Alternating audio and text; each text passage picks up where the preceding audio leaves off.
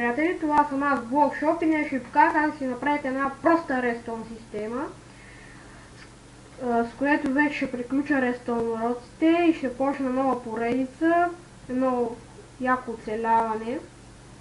И това е така ще изгледа нашата изстрелвачка.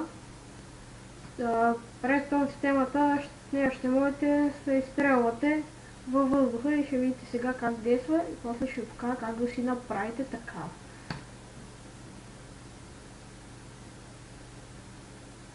И ето как ви изстрелва във въздуха. Сега ще ви покажа как си направите така.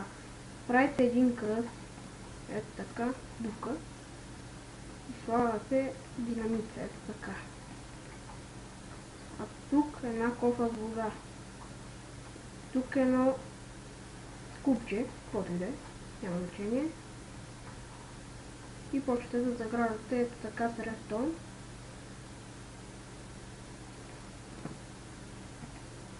И ето готови сме, сега ще видим дали е станало. И ето работи.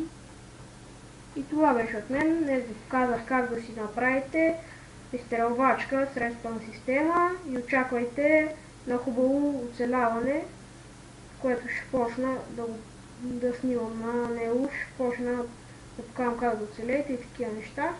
До видео.